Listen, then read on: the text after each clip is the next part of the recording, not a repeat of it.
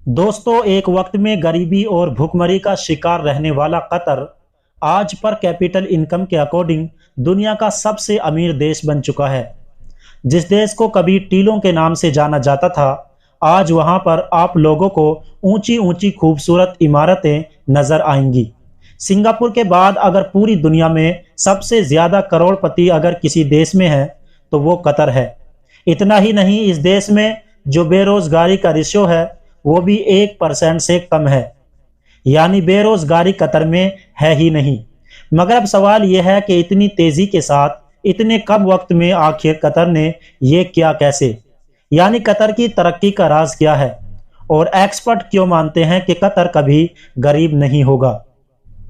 तो चलिए आज की इस वीडियो को शुरू करते हैं और पर्दा उठाते हैं उन सारे राजों से जिनकी मदद से कतर आज उन देशों से भी आगे निकल गया जो देश कतर के ऊपर राज किया करते थे।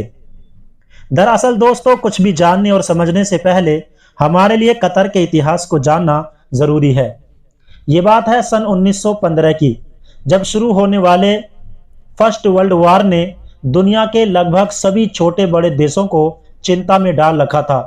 दूसरे देशों की तरह कतर को भी अपनी सुरक्षा को लेकर ज्यादा परेशानी थी, क्योंकि उसको पता था कि अगर इसके ऊपर किसी ने भी हमला कर दिया तो वो अपने आप को नहीं बचा सकेगा, क्योंकि उसके पास इस तरह की फौज नहीं हुआ करती थी।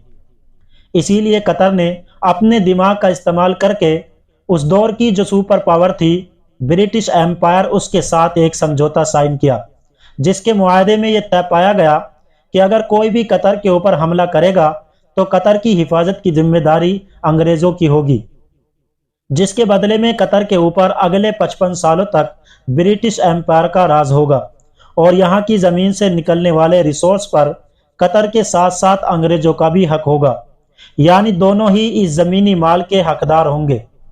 और इस तरीके से कतर के ऊपर अंग्रेजों का राज हो गया। मगर वो दौर था जब कतर में सिवाय मोतियों के कुछ भी नहीं हुआ करता था।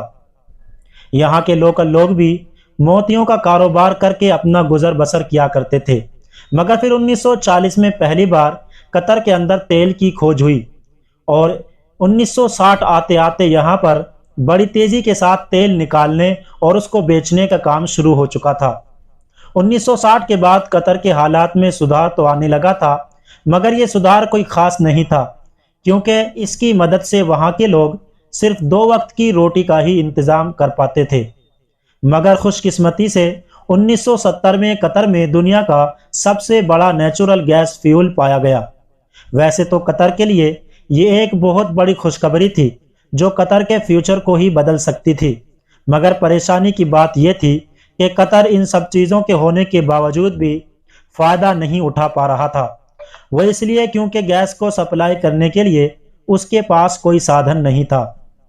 फिर दौर आया 1971 का कि जब कतर को अंग्रेज़ों से आज़ादी मिली, लेकिन अंग्रेज़ों ने कतर के साथ बुरा सलूक किया कि आज़ादी देते देते उनके मुल्क की पूरी बागडोर उनके पड़ोसी देश सऊदी अरब को दे दी। अंग्रेज़ों के जाने के बाद भी कतर आज़ाद ना हो सका, क्योंकि उसके हर अंदरूनी मामले में सऊदी हुकूमत टांग अड़ाती थी। धीरे धीरे कतर के जो हुक्मरान थे उनकी समझ में आने लगा कि सऊदी के सामने झुके झुके हमारा कुछ भी नहीं होने वाला। इसीलिए 1990 में कतर ने सऊदी से भी अलग होने का ऐलान किया और पूरी तरह से आज़ाद हो गया। हालांकि दोस्तों, कतर के पूरी तरह से आज़ाद होने के बावजूद भी मन मुटाव देखने को मिला। वह इसलिए क्योंकि उस दौर के कतर के जो खलीफा थे, यानी खलीफा अल्तान बिन अल्तानी, उनका कामकाज करने का जो तरीका था, इससे उनके खुद के बेटे हम्माद बिन अल्तानी खुश नहीं थे। उनको लगता था कि बार बार तेल बेचकर पैसा कमाने से कतर कभी भी सक्सेसफुल नहीं हो पाएगा। ऐसा करने के लिए हमको बहुत सारे अलग अलग कदम उठाने पड़ेंगे। इसीलिए उन्होंने सबसे पहले 1995 में हुकूमत को अपने कंट्रोल में किया और इसके बाद एक कई बड़े फैसले लेने शुरू कर दिए। हम्माद की हुकूमत आने के कुछ दिनों बाद लोगों ने यह देखना शुरू कर दिया कि कतर नई ऊंचाइयों को छू रहा है और तरक्की में आगे बढ़ रहा है। इसके बाद कतर ने कभी भी पीछे मुड़कर नहीं देखा। कतर के खलीफा ने तेल से मिलने वाली बेशुमार दौलत को टेक्नोलॉजी में इन्वेस्ट करना शुरू कर दिया और एक ऐसी टेक्नोलॉजी पर काम शुरू कर दिया جس سے گیس لکوڈ میں بدل کر دنیا کے باقی حصوں میں پہنچائی جا سکے۔ اس ٹیکنالوجی میں کامیاب ہو جانے کے بعد قطر کی اصلی ترقی شروع ہوئی تھی۔ کسی دور میں موتیوں کے کاروبار سے پہچان بنانے والا یہ دیش اب دنیا کے سب سے بڑے تیل اور گیس کا کاروباری دیش بن چکا تھا۔ آج قطر گیس کا پوری دنیا میں سب سے بڑا ایکسپورٹر بن چکا ہے۔ قطر کے اس دور کے خلیفہ جو بہت دور درسی تھے، وہ اپنے تجربے کے حساب سے آگے چلے اور انہوں نے اپنے تیل اور گیس کے پیسوں کو اپنے دیش کے ڈیولپمنٹ پر لگانا شروع کر دیا۔ انہوں نے اپنے لوگوں کے اوپر یہ پیسہ خرچ کرنا شروع کر دیا، ان کے پکے مکان بنوائے، سڑکیں بنوائیں اور اچھی ایجوکیشن اور میڈیکل سویدھا مفت دینی شروع کی، اور اچھا کھانا دینا بھی شروع کر دیا گیا۔ آج کے دور میں قطر کی یہ خاص بات ہے کہ یہاں کے لوگوں کو کوئی ٹیکس نہیں دینا ہوتا۔ اس کے علاوہ بھی قطر کی حکومت اپنے لوگوں کو علاج بھی مفت دیتی ہے۔ دوستو، بات کرتے ہیں تیل اور گیس کی، تو ایکسپرٹ کا ماننا ہے کہ ان چیزوں کو ایک نہ ایک دن ختم ہونا ہے، اور یہی چیز عرب کے دیشوں کو پریشان کرتی رہتی ہے، جو آج کے دور میں تیل اور گیس کی مدد سے امیر بنے ہیں۔ اب ظاہر ہے کہ یہی چیز قطر کے حکمران کو بھی پریشان کر رہی تھی، اور وہ سوچ رہے تھے کہ اگر ایسا کچھ ہوا اور جلدی ہی کوئی ایکشن نہ لیا گیا تو وہ دن دور نہیں جب تیل اور گیس کے ساتھ ساتھ ہمارا دیش بھی ختم ہو جائے گا۔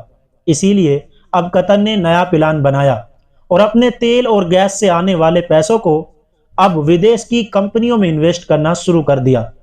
یہی وجہ ہے کہ ہم دنیا کی بڑی بڑی کمپنیوں کے بارے میں سنتے رہتے ہیں کہ جن میں کسی نہ کسی طرح سے قطر کا شیئر ہوتا ہی ہے، کیونکہ قطر بڑی تیزی سے ان پلان پر کام کر رہا ہے۔ اس کے بعد قطر نے اپنے یہاں ٹورزم پر بھی کام کرنا شروع کیا اور اپنے یہاں ایسے ٹورزم پلیسز بنوائے جن سے ٹورزم کا دھیان اپنی اور کھینچا جا سکے۔ اس کے علاوہ انہوں نے اپنی ہسٹری اور کلچر پر بھی دھیان دیا۔ مثال کے طور پر قطر ایئر ویز کو ہی دیکھ لیجئے۔ قطر کے ایئر بیس کو اگر چلتا پھرتا 5 اسٹار ہوٹل کہیں تو غلط نہ ہوگا۔ اس کے علاوہ فیفا ورلڈ کپ بھی جیتا جاگتا ثبوت ہے۔ یہ وہی فیفا ورلڈ کپ ہے جس کو ارینج کرنا دنیا کے بڑے بڑے دیشوں کی بس کی بات نہیں ہوتی۔ بڑے بڑے دیش اس کام کو کرنے سے کتراتے ہیں۔ دوستو، جیسا میں نے پہلے ہی بتایا کہ قطر اپنے پیسے کو انویسٹ کر رہا ہے۔ یہی وجہ ہے کہ پورے یورپ میں قطر کے اتنے زیادہ ہوٹل اور پراپرٹی ہیں جن کو گننا بھی مشکل ہے، اور فرانس کی کچھ میڈیا ہاؤسز پر بھی قطر نے اپنا مالکانہ حق بنا لیا ہے۔ لندن کے بارے میں تو پوچھے ہی مت، اور اس کے علاوہ بھی الجزیرہ کو ہم نہیں بھول سکتے۔ فی الحال آج کی ویڈیو میں بس اتنا ہی۔ ویڈیو پسند آنے پر ہمارے چینل کو ضرور سبسکرائب کریں۔